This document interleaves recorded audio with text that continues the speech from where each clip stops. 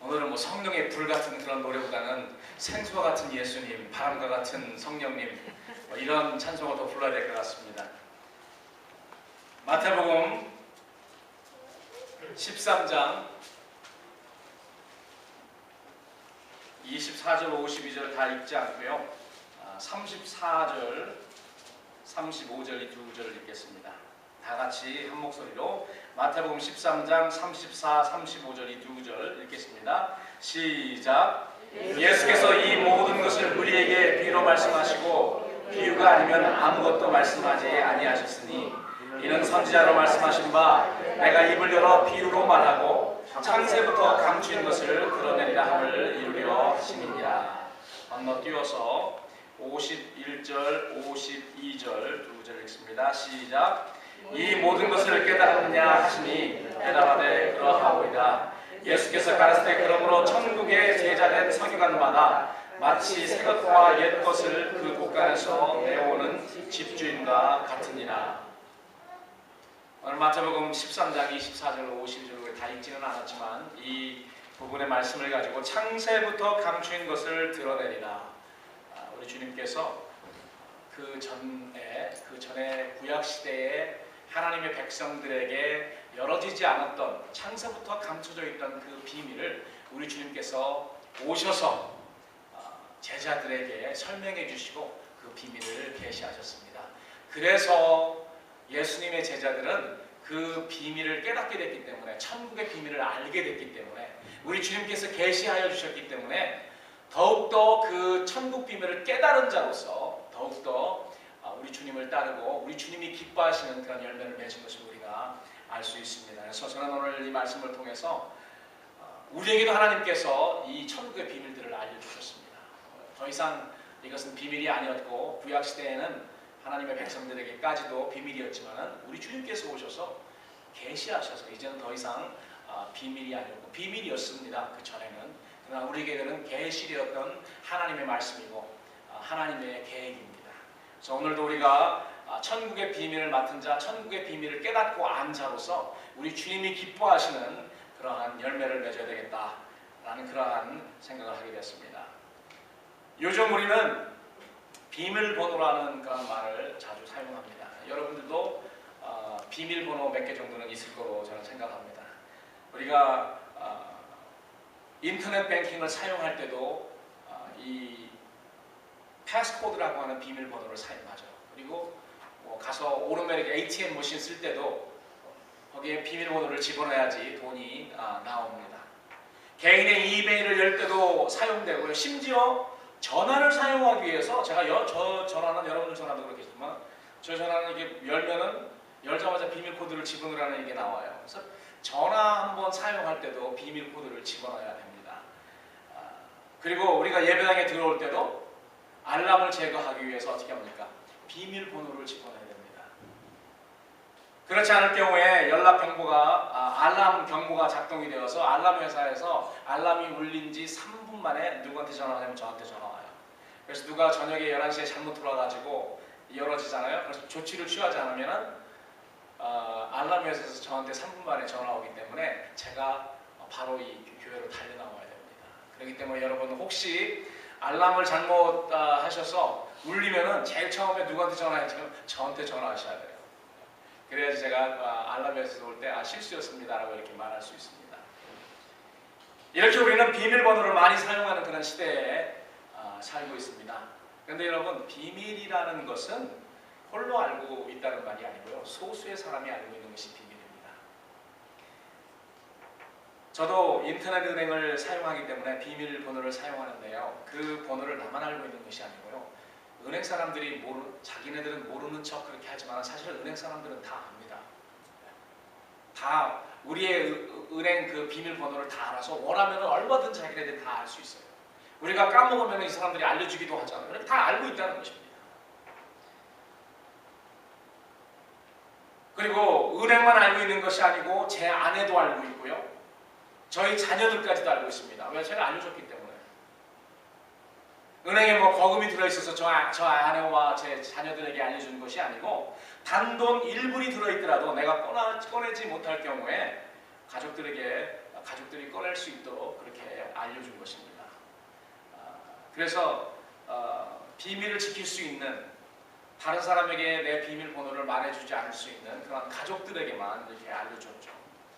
여러분, 이 예배당에 들어올 때도 알람을 제거하기 위해서 비밀번호를 집어넣어 입력해야 되는데, 혹시 여러분들 중에 이 알람 번호, 우리 교회 예배당에 들어올 때 알람 제거하기 위해서 사용하는 알람 번호를 아시는 분 한번 손 들어보세요.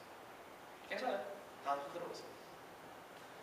예, 적어도 3분의 1 정도가 됩니다. 그래서 이거는 비밀번호가 아니고, 비밀번호긴 비밀인데 모르는 사람한테는 비밀입니다. 3분의 2 정도 되시는 그 교인들에게 비밀이지만 아는 분들한테는 비밀이 아닙니다. 제가 여기서 비밀을 말하면 또 저기 막 비디오 나가고 다른 데로 나가니까 안 되죠. 뭐 특급 비밀은 아니네요. 3분의 1 정도가 아니라 교인인데, 그러니까 한 2급 비밀 정도 되는 것 같습니다. 많은 분들이 아시니까. 성경에서의 비밀은 언젠가는 계시되기 위해서 감추어졌던 그 사실을 의미합니다. 본문 35절을 보니까 그날 예수님께서 무리들에게 비유로만 말씀하시고 제자들에게는 나중에 따로 불러서 설명을 하십니다. 그래서 예수님께서 대하는, 무리들을 대하는 그러한 방식과 예수님의 제자들을 대하는 그런 방식이 달랐습니다. 무리들에게는 그날 비유로만 이야기를 하셨고, 제자들에게는 따로 불러서 일일이 그 비유에 대한 설명을 다 해주셨어요. 그리고 35절에 그렇게 말씀하십니다. 이는 선지자로 말씀하신 바 내가 입을 열어 비유로 말하고 창세부터 감춘 것을 드러내리라 함을 이루려 하십니다. 그날 예수님께서 갈릴리 호숫가에서 많은 무리들에게는 비유로 말씀하셨어요. 그리고 제자들에게는 그 천국 비밀을 다 열어서 비유를 설명을 해주셨습니다. 예수님께서 그날 무리들에게 비유만 사용하신 것은 그 무리들의 심령이 길가나 돌밭이나 가시떨기 같아서 주님이 선포하시는 천국의 말씀을 듣고도 깨달을 수 있는 그런 기회가 없었습니다. 그렇기 때문에 예수님은 그것을 보셨어요. 아, 너는 길가밭이구나. 너는 돌짝밭 같구나. 너는 가시덤불 같아가지고 천국의 말씀이 너의 심령에 떨어져도 너희들은 결코 열매를 맺을 수 없구나. 우리 주님은 그것을 보셨기 때문에 더 이상 그 걸음을 주지 않으신 거예요. 뿌리시기는, 씨는 뿌려도 천국의 비밀은 알려주지 않습니다. 오히려 제자들을 보니까 제자들은 천국의 말씀을 받고 그 우리 주님 선포하시는, 우리 주님의 입으로 나오는 천국의 말씀을 듣고 깨달을 수 있는 그런 심령이었기 때문에 우리 주님께서는 거기에 또 걸음을 부으십니다. 그 걸음이 뭐냐면 천국 비밀. 그날 우리 주님께서 무리들에게 이야기하셨던 그 비유를 우리 주님께서는 따로 제자들에게 다 가르쳐 주십니다. 그래서 제자들에게는 더 열매 맺을 수 있는 심령이었기 때문에 제자들에게는 더욱더 우리 주님께서 걸음을 주시고 더욱더 많이 알게 하시고 열매를 맺게 하셨던 것입니다. 오늘도 본문에 나와 있는 이 천국에 관한 비유의 말씀들이 여러분들이 깨달아진다면, 여러분들의 심령이 주님이 기뻐하시는 열매를 맺을 수 있는 것을 우리 성령님께서 아시고 여러분들에게 더욱더 깨닫게 해주시고 또 성령으로 조명해 주셔서 더욱더 여러분 삶에서 우리 주님이 기뻐하시는 많은 열매 맺기 위해서 우리 주님께서 깨닫게 해주시는 것들을 여러분들은 믿으시기 바랍니다. 이것이 바로 지난주일날 제가 여러분들에게 말씀드렸던 마태복음 13장 1절로 23절까지 첫 번째 비유였죠. 씨 뿌리는 자의 비유 내용이었습니다. 씨 뿌리는 자의 그 메시지는 천국의 말씀을 깨달을 수 있는 자, 그 귀를 가진 자들에게 우리 주님께서 그 비밀을 열어서 가르쳐 주신다는 거예요. 30배, 60배, 100배의 결실을 맺을 수 있는 그 심령에게 우리 주님께서는 성령으로 조명해 주시고 그 뜻이 무엇인지 깨닫게 하셔서 우리의 삶에서 열매 맺게 하신다는 것입니다. 마태복음 13장에는 여러분 제가 지난주에도 말씀하셨지만 7가지 비유가 나와 있습니다. 첫 번째는 씨 뿌리는 자의 비유고 나머지 두 번째에서부터 7가지는 연관되어 있어요.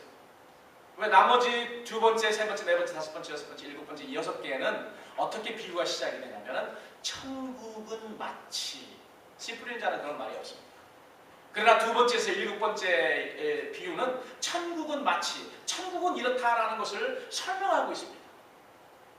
그러나 그 내용을 모르면 천국이 어떤 건지 모르죠. 그래서 무리들은 예수님께서 비유로 말씀하실 때 그 뜻이 무엇인지 몰랐습니다. 이제까지 감춰져 있었고 비유로만 알았기 때문에 듣기는 들어도 깨닫지는 못한 것입니다. 그러나 예수님이 제자들에게 그 비유의 의미가 무엇인지 정확하게 알려주셨거든요.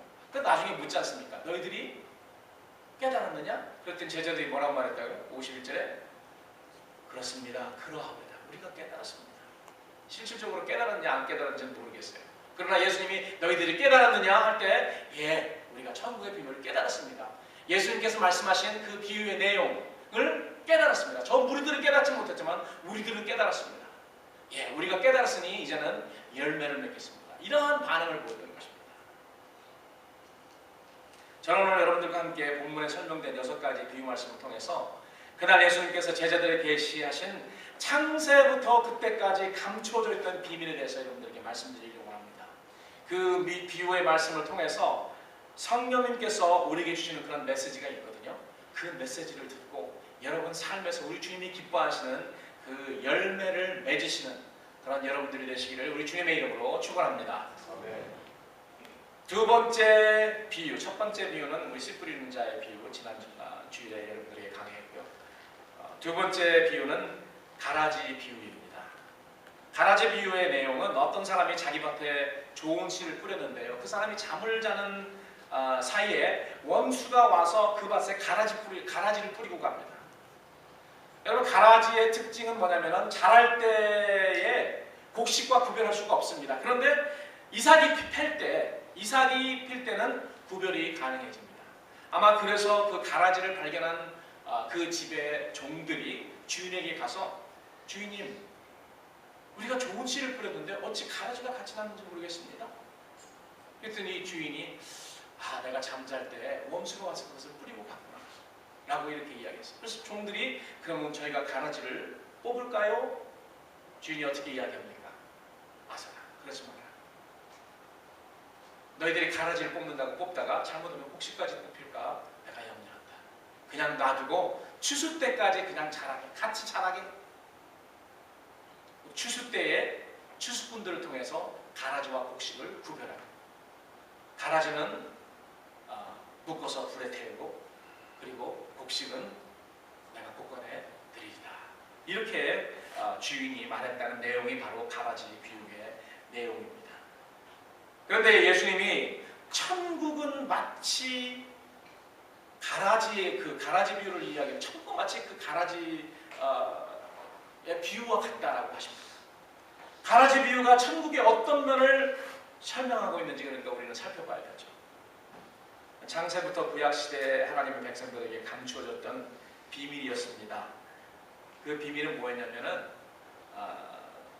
그 전 세대의 사람들도 그랬지만은 당시 백성들의 지도자였던 바리새인들과 서기관들과 제사장들은 하나님이 보내시는 다윗의 자손 그리스도가 하나님의 왕권을 가지고 이 땅에 오시면 한순간에 천지가 개벽된다고 생각을 했습니다. 그래서 메시아가 오시면 이제 모든 이스라엘이 회복이 되고 천지가 개벽이 되면서 이스라엘은 이 세상의 최고로 강한 부유한 그런 국가가 되고 그 다음에 이스라엘을 반대했던 모든 그런 국가나 그런 백성들은 전부 다 악이들로 몰려서 처리되고 하나님의 백성들은 잘 사는 그런 시대가 올 것이다 라는 그런 생각을 했습니다.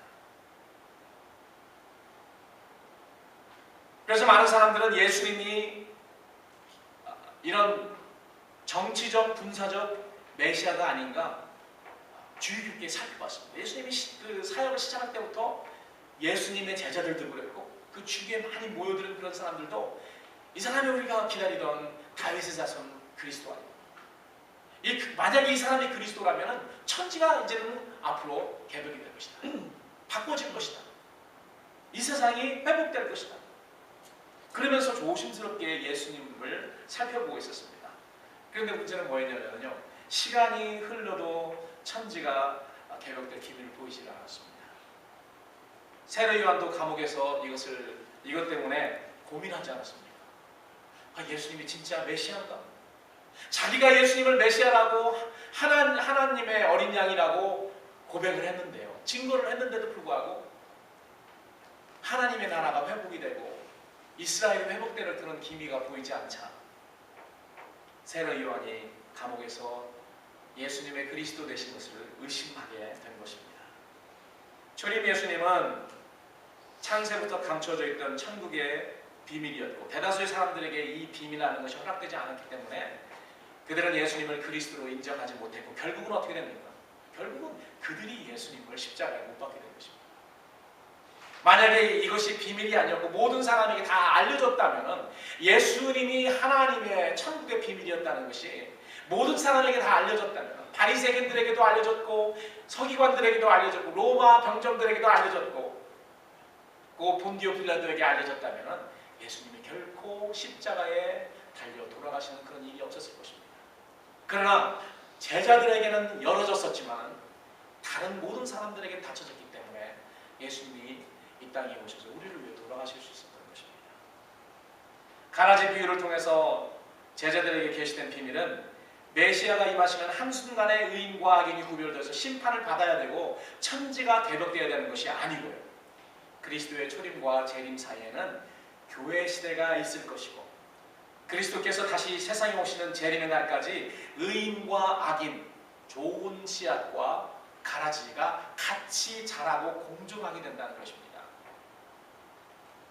여러분, 의인들만 있으면 이 세상에 얼마나 좋겠습니까? 그러나 원수, 마귀가 뿌리고 간 가라지들도 이 세상에 자랍니다. 우리 주님 부르신 제자들도 그리스도인들도 자라지만 그렇지 않고 이 그리스도인들을 핍박하고 환난에 몰아넣으며 그리스도인들을 쓰러지게 하는 그러한 악인들도 이 세상에 마지막 우리 주님 오실 때까지 공존한다는 것입니다. 그런데 예수님이 다시 오시면 이 세상 마지막에 예수님이 재림하실 때는 예수님이 그때 어떻게 됩니까? 이 악인과 의인들을 구별하셔서 악인들은 풀무불에 던지시고 의인은 아버지 나라에서 해와 같이 빛나는 그러한 상급과 그러한 영광을 누리게 된다는 것입니다.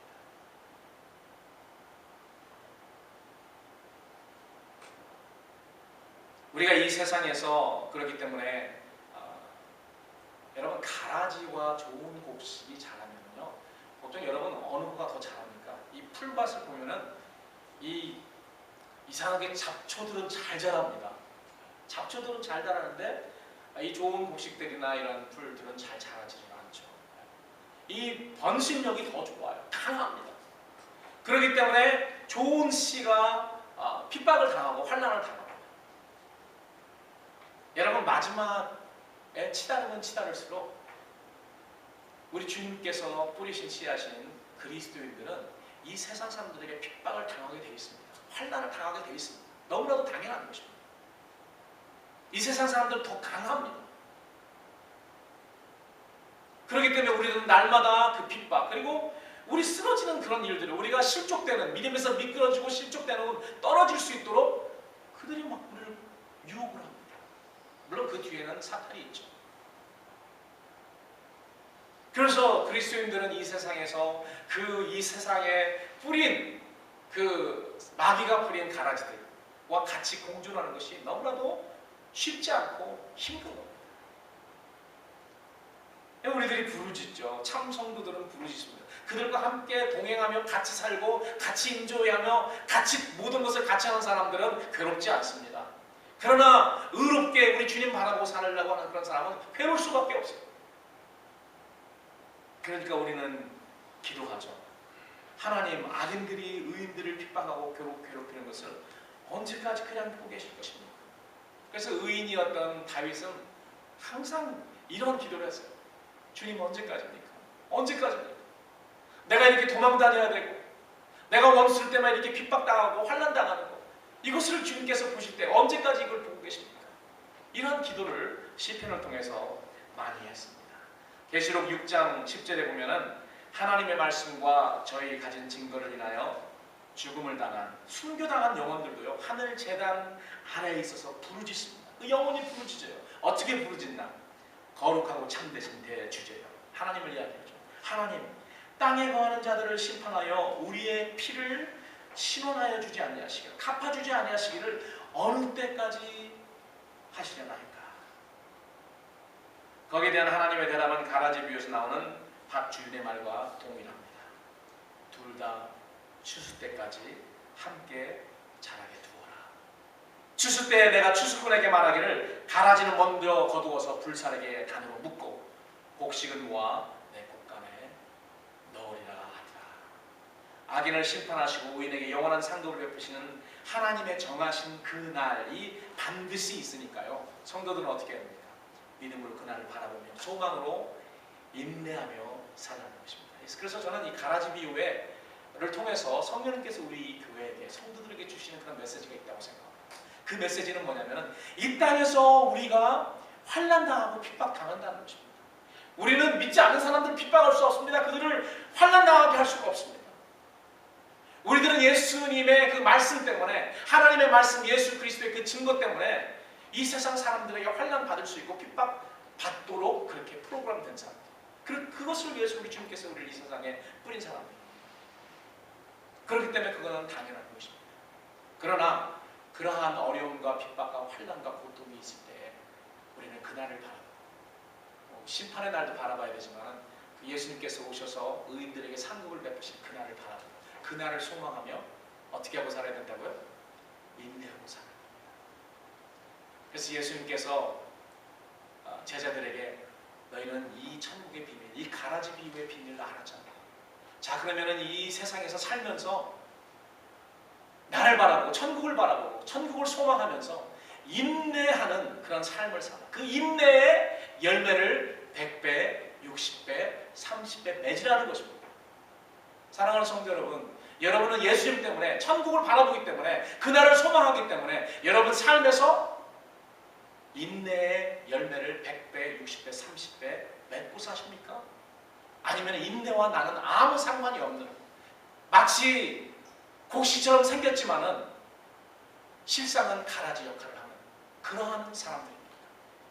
오늘 우리는 이 말씀을 통해서 우리 주님께서 이 가라지 비유를 통해서 주시는 그 말씀을 깨달아야 됩니다. 그리고 성령님께서 우리에게 주시는 그런 메시지를 들어야 됩니다. 우리 주님이 잘 하시는 말씀이 있죠. 귀 있는 자는 들을지어다. 이 말씀을 깨달을 수 있는 귀는 듣고 듣는 데서 그치는 것이 아니고 삶에서 성도들에게 필요한 인내의 열매를 60배, 100배, 60배, 30배 하고 30배, 60배, 100배 더 많이 맺으시는 여러분들이 되시기를 축원합니다. 세 번째, 네 번째의 비유는 겨자씨와 누룩의 비유입니다. 이 겨자씨와 누룩의 비유는 비슷해요. 비슷합니다. 관점이 조금 다르지만 같은, 얼침에 궁극적으로는 같은 그러한 내용이고 메시지입니다. 그 내용은 뭐냐면 하나님의 통치 영역을 확장하며 살아가는 겁니다. 겨자씨 비유는 천국이 어떤 거와 비슷하냐면 이렇게 그 겨자씨 비유와 누룩 비유를 우리 주님께서 말씀하시면 어떤 사람이 자기 밭에 겨자씨 하나를 심습니다. 겨자씨 하나를 갖다서, 겨자씨는 여러분 모든 씨보다, 쌀알보다도 더 작습니다. 겨자씨는 모든 씨보다 더 작은 것이지만은 자란 후에는 나물인데요. 이 겨자 나물이 되는데 그 팔레스타인에서 이스라엘 국가에서 자라는 그 겨자는 나무처럼 커요. 사람 키보다 더 큽니다. 제가 가서 봤는데 사람 키보다 더 큰 나물인데요. 나무 같아요. 크기가. 그래서 새들도 그 안에 깃들일 수 있을 정도로 크다는 거죠. 여기서 키포인트는 뭐냐면 작게 시작했지만 마지막이 뭐예요? 마지막은 크다는 것입니다. 시작은 미약하였지만 마지막은 어떻게 해요? 창대하다. 하나님의 나라가 그렇다는 것입니다. 천국이 하나님, 예수님이 가지고 이 땅에 가지고 오신 하나님의 왕권, 하나님의 통치하심, 하나님의 다스리심이 그 영역이 확장되는 것을 이야기했어요. 예수님 당시에는 예수님을 쫓아다니는 그 제자들에게만은 하나님의 다스리심이 확장됐습니다. 뭐 12명, 한 100명, 70몇 명 이 사람들만이 하나님의 다스림이 그 확장된 하나님의 영역이었어요. 다스림의 영역이었어요. 그러나 우리 주님께서 겨자씨와 누룩 비유를 통해서 우리에게 말씀하시는 것은 비록 이것이 작게 시작해서 지금은 별 볼 일 없는 것 같은 그러한 무리들에 지나지 않지만 이제 시간이 가면은 이것이 점점 영역이 넓어진다. 넓어져서 어떻게 돼요? 넓어져서 꽉 차게 됩니다. 지금 이 세대에 예수님에게 하나님에게 순종하는 그런 사람들이 많지 않습니다. 우리 그리스도인들도 순종하지 않잖아요. 그러나 명목상 그리스도인들은 하나님을 안다라고 하는 사람들은 세계의 반절 이상입니다. 세계 인구의 반절 이상이 어떻게든 자기는 아브라함이 자기 조상이라고 생각하고, 그리고 아브라함의 하나님을 믿어요. 모슬렘도 아브라함의 하나님을 믿습니다. 유대인들도 아브라함의 하나님을 믿습니다. 우리 그리스도인들도 아브라함의 하나님을 믿습니다. 신교나 불교나 다 마찬가지입니다. 그래서 이 사람들 다 합치면 세계 인구의 반절입니다. 근데 그 사람들이 다 구원을 받는가? 믿음이 있는가? 그건 아니죠. 그러나 여러분, 이 금세가 끝나고 다음 세대로 들어가면 이제 하나님의 다스림이 충만해요. 그때는 예수님께서 이 세상을 다스리는데 그 아무도 주님 앞에 불순종하지 않습니다. 불순종하면은 하나님이 그때마다 주님께서 심판하십니다. 그래서 이 겨자씨와 누룩 비유는 하나님의 통치 영역이 지금은 아무것도 아닌 것 같은 제자들 몇 사람이 지나지 않지만 이제 하나님의 교회와 하나님의 다스림의 영역이 확장된다라는 것을 말하고 있는 것입니다. 그래서 이 누룩 비유에 보니까 여자가 가루 서말 속에 갖다 넣어 전부 부풀게 한 누룩과 같다. 전부는 그렇다는 하나님의 통치 영역이 그렇게 불어난다는 것입니다. 처음에는 영향력이 별로 없어 보이는 작은 누룩이지만 후에는 반죽통에 있는 가루를 온통 부풀게 할 정도로 영향력을 발휘했다는 것입니다. 이 하나님의 통치하심이 그렇습니다. 예수님 당시 때는 예수님이 가지고 오신 그 통치력이, 그 영향력이 별로 없었어요. 그러나 지금 여러분 보십시오. 얼마나 하나님의 통치 영역이 넓어졌습니까? 앞으로는 더욱더 그렇죠.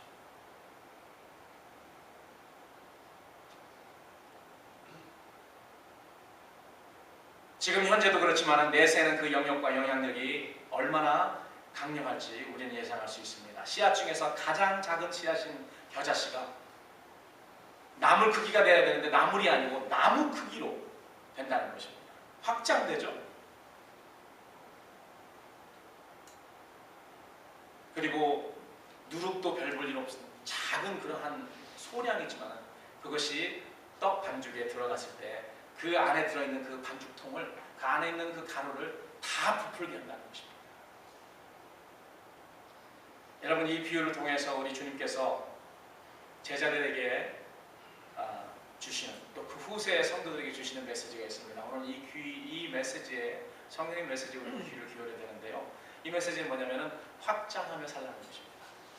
여러분, 이 누룩이 뭐냐면요, 성도들입니다.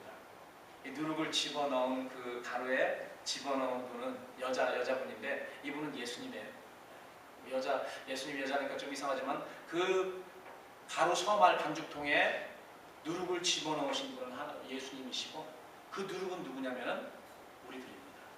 우리들이 영향력을 행사하는 거예요.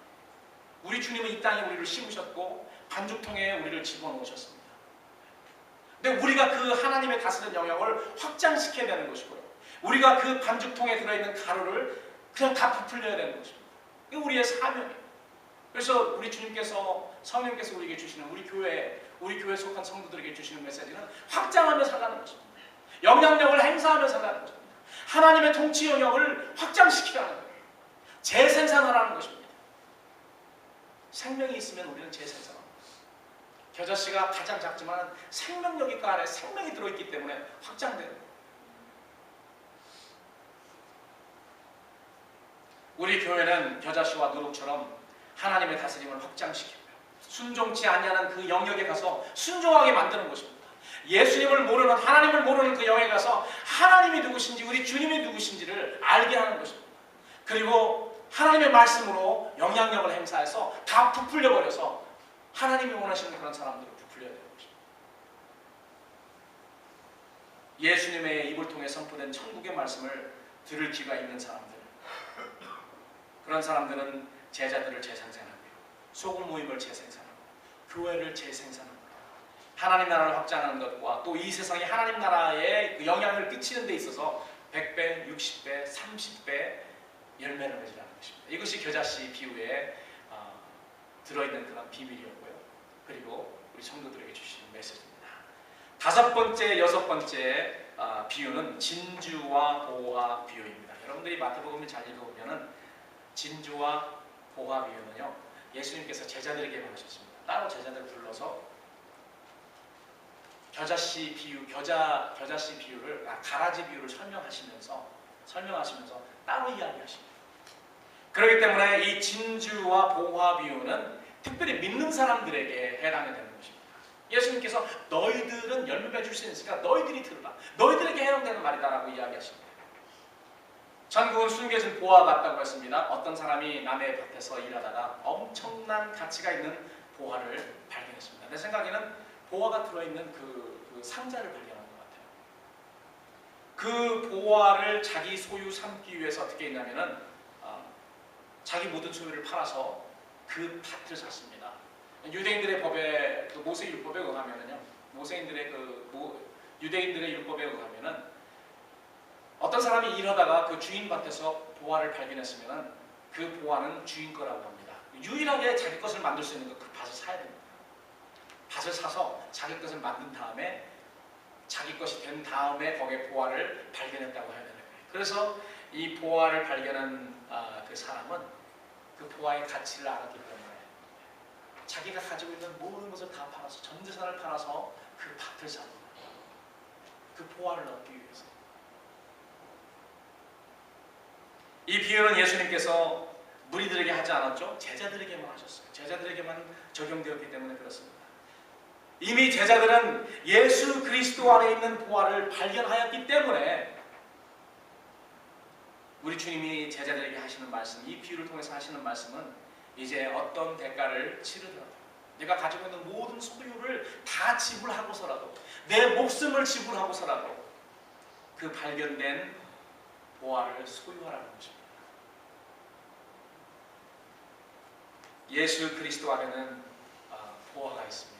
이 세상에 우리가 가지고 있는 그 어느 것, 우리의 목숨을 포함해서 어느 것을 치르더라도 그 값어치보다 더 귀중한 그런 보화가 예수 그리스도 안에 있습니다.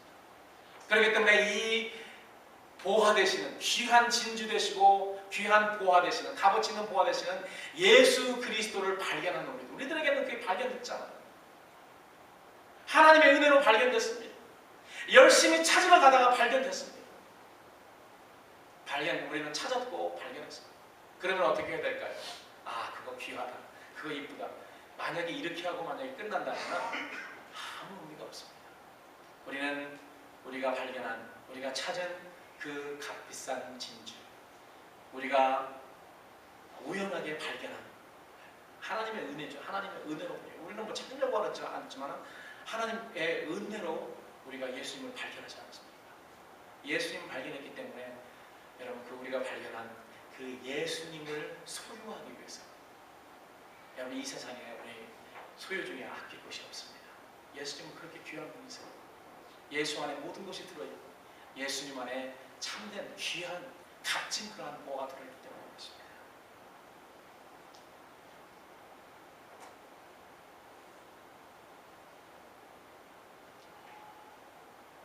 진주 비유는 어떤 사람이 값진 진주를 구하러 찾으러 다니다가 결국은 발견하게 돼서 자기의 모든 것을 다 팔아서 그 진주를 샀다는 건데요. 이것은 예수 그리스도 안에 있는 하나님의 나라, 천국, 하나님의 왕국에 다스리는 권세입니다. 그것을 우리는 발견합니다. 예수님의 제자들이 예수님 쫓아다닌 건 여러분 우리가 잘 알잖아요. 예수님의 제자들이 왜 예수님을 쫓아다녔습니까? 처음에. 나중에는 그렇지 않으면 초창기에는 이제 예수님이 그리스도 메시아로서, 다윗의 자손으로서 이스라엘 왕국의 왕이 되면은 예수님과 함께 그 왕권을 그 다스림에 참여하기 위해서 예수님을 쫓아다닌 것입니다. 그들은 뭐 코딱지만한 그런 왕국인 이스라엘 왕국의 그 왕권을 예수님과 함께 참여하기 위해서, 그 다스림에 참여하기 위해서 자기의 모든 것을 다 바치고 쫓아다녔잖아요. 그렇지만 여러분, 우리들은 그렇지 않잖아요. 이제 우리가 예수님을 쫓아다니는 거는요, 예수님 제자들이 초창기에 코딱지만한 이스라엘 왕국 때문에 그렇게 갔지만 우리는 그렇지 않습니다. 예수님은, 우리는 어떻게 해요? 하늘나라에 이 천지를 주관하시고 천지를 다스리는 하나님의 아들이십니다. 왕이십니다. 하늘나라의 왕이시잖아요. 근데 그 예수님께서, 우리를 천지를 다스리는 예수님께서 우리에게 그렇게 약속을 하십니다. 이 세상이 회복이 되면은 나를 쫓은 너희들을 12보좌에 앉아서 다스릴 수 있도록, 나의 다스림에 참여할 수 있도록 해주겠다, 이렇게 이야기를 하십니다. 이 영원히 누릴 영원한 영광을 위해서 우리가 어찌 영원치 않은 이 세상 것들을 투자하지 못하겠습니까? 그래서 여러분, 진주와 보화 비유가 말씀하시는 메시지는 뭐냐면요, 성도들이 이걸 말합니다. 영원한 것에 투자하는 삶, 값어치를 알고 예수 그리스도 안에 있는 보화, 또 값진 진주 되시는 예수님을 발견하고 찾았으면 이제 이 세상에서 거기다 투자하며 살라는 것입니다.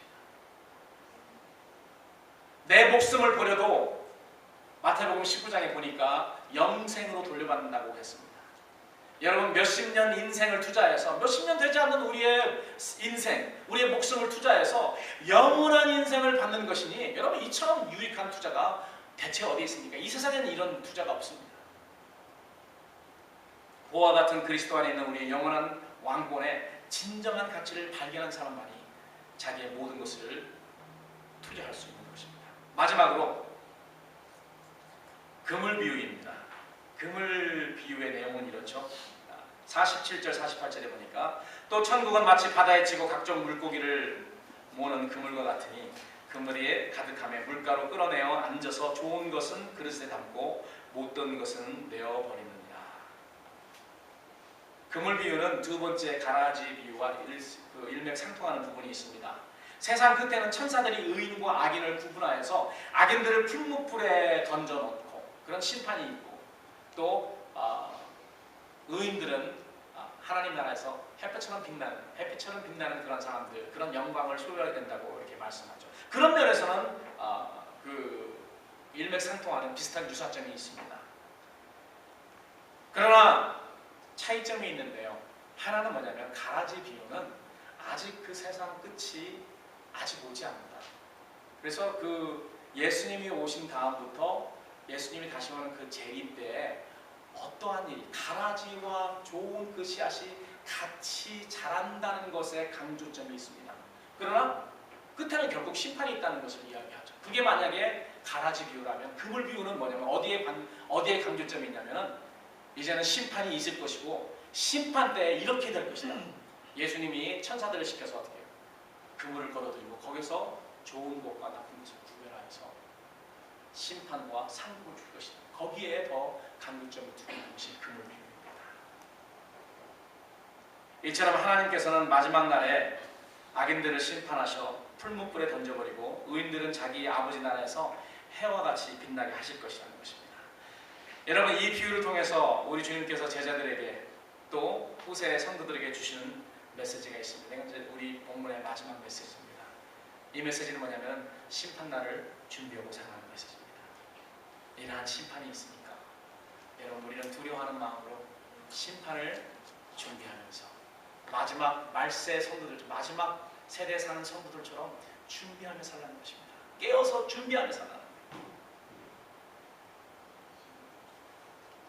천국의 말씀과 비밀을 깨달은 자는 그 은혜 받은 자처럼 살아야 됩니다. 여러분, 오늘 마태복음 13장에서 우리 주님께서 예수님의 제자들에게 설명해 주신 그 6가지 비유 내용을 여러분 그 내용에 대해서 깨달으셨습니까?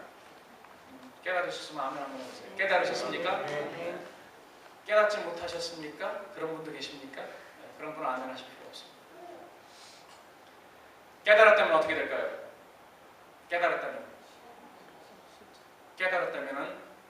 순종하여서 열매 맺어야 됩니다. 여러분들 30배 열매를 맺으실 수 있고 100배 열매를 맺을 수 있고 1000배 열매를 맺을 수도 있습니다. 진정으로 깨달은 사람은 열매를 맺습니다. 왜?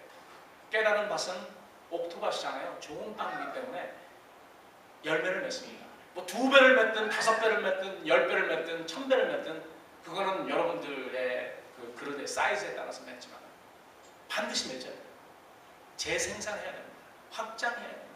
여러분 삶에서 하나님의 나라, 하나님의 통치하심 영향력을 끼쳐야 되는 것입니다. 사랑하는 빛나는 교회 성도 여러분, 주님이 베푸신 이 천국 비밀에 담긴 비유를 깨달았고 그 비유를 통해 주시는 성령의 말씀을 들었다면 소망으로 그날을 바라보며 모든 일에 인내하며 사시는 일에 여러분들이 100배, 60배, 30배의 열매를 맺으시기 바랍니다. 아멘. 또한 하나님 나라, 하나님의 통치 영역을 확장하는 일에 100배, 60배, 30배의 열매를 맺으시기 바랍니다. 그리고 또 영원치 못한 것이 아닌 영원한 것에 투자하시는 여러분들이 되시고 또 그 일에 100배, 60배, 30배 열매를 맺으시는 여러분이 되시기를 주님의 이름으로 축원합니다. 아멘. 또 마지막으로 여러분들이 이 비유의 말씀을 깨달았다면 마지막 세대에 사는 성도들로서 심판날을 준비하는 일에 100배, 60배, 30배 열매를 맺으시기를 주님의 이름으로 축원합니다. 기도하겠습니다.